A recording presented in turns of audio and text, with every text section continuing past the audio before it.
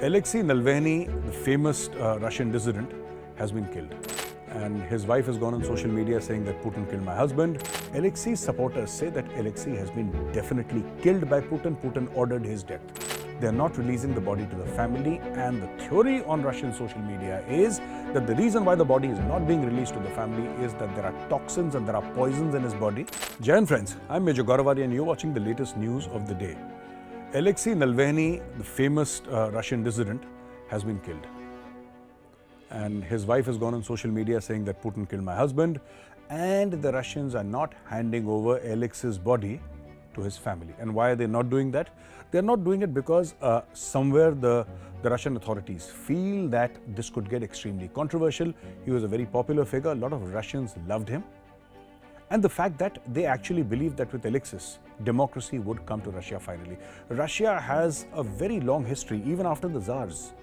After the communists came to power, after killing off the entire Romanov family, and then of course, the Russian Revolution, the breakup of the Soviet Union in the early 90s, and then a whole chain of leaders, most of them, apart from, one odd exception like Gorbachev, most of them have been strongmen with extreme dictatorial tendencies.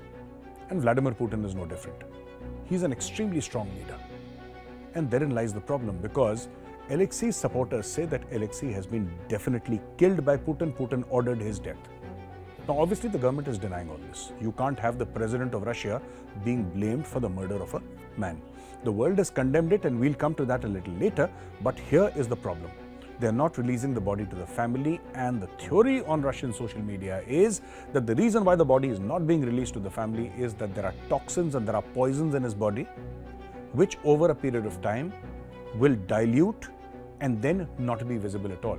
So if there is an autopsy, assuming there is an autopsy once his body is released, they should not find any sign or any clue of foul play. This is what the Russian social media is saying. Now, Trump, in all of this, Trump has made a statement and he's saying that I'm saddened by the death of, in fact, here is Trump, the sudden death, he says, of Alexei Navalny has made me more and more aware of what is happening in our country. Now, this is typical Trump.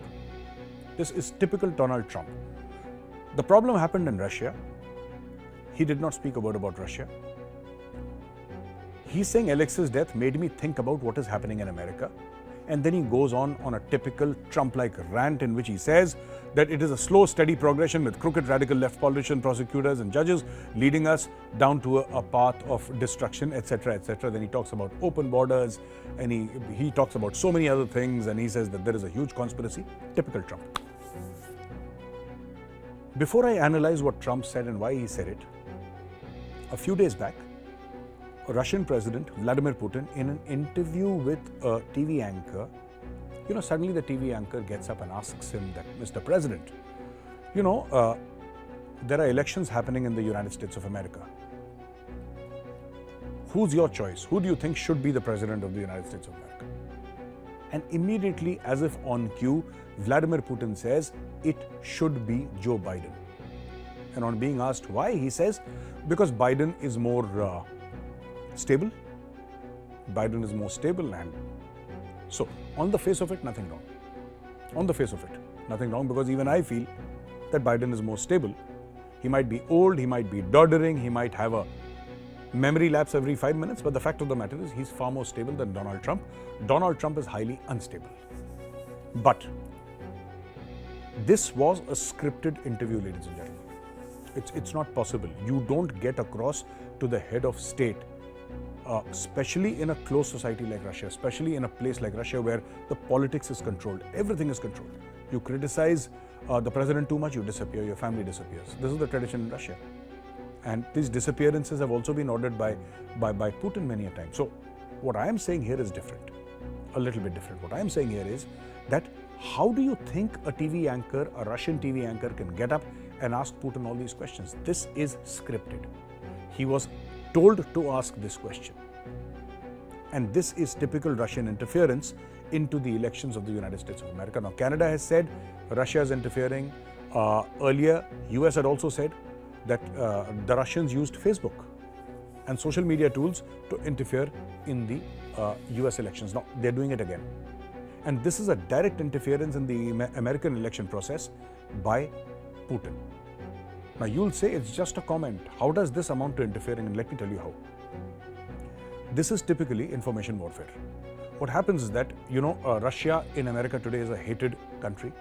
Putin is a hated figure, especially after the attack on Ukraine, right? So let us assume from the American lens, let us look through this entire thing through the American lens. You have a villain in the American mind, and that villain's name is Putin. Now, I, as an Indian, say that Russia should not have invaded Ukraine, but there is a but. Ukraine left Russia with no choice. And America should be the last one preaching to Russia, because America, at least this was some sort of provocation. This was some provocation at least. Right or wrong is another matter, but this was some provocation. America attacked Iraq without provocation. Iraq did not even know why it was being attacked. They attacked Afghanistan without provocation. They attacked Libya without provocation. America has a very, very long history of doing all this. So coming back to the point, what has actually happened is that Putin is recognized as the enemy by a lot of Americans, right? Justified or not, but he's recognized as the enemy. Now what happens here is that Putin says, I want Joe Biden to win.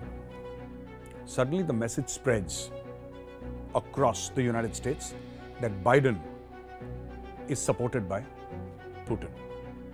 The Russian president, the guy who ordered the invasion of Ukraine, actually supports Joe Biden. He wants Joe Biden to win the elections. Suddenly, in the American eyes, Joe Biden's stock plummets. Who gains? Donald Trump. And even in this tweet, that again I would request you to see on the screen, if you see, nowhere in this tweet Donald Trump has actually mentioned Russia or Putin. He just said, no, this happened, this guy died in Russia, that's it. No condemnation, no nothing. He goes on a long rant about his own people. So, we know, because Trump has spoken in glowing terms about Putin. Trump actually likes people like Putin, he likes people like Xi Jinping, and he thinks that these guys are strong guys and he wants to be like them. That's typical Trump, which is all right, that Trump can do whatever he wishes.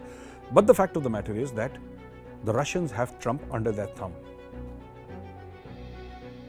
And there have been rumors, very solid rumors, that the Russians actually have videos of Donald Trump in a compromising position with women in a hotel room in Moscow. This was when he was not the president of the United States of America. This was much, much before. And the Russian KGB, over a period of time, have archives.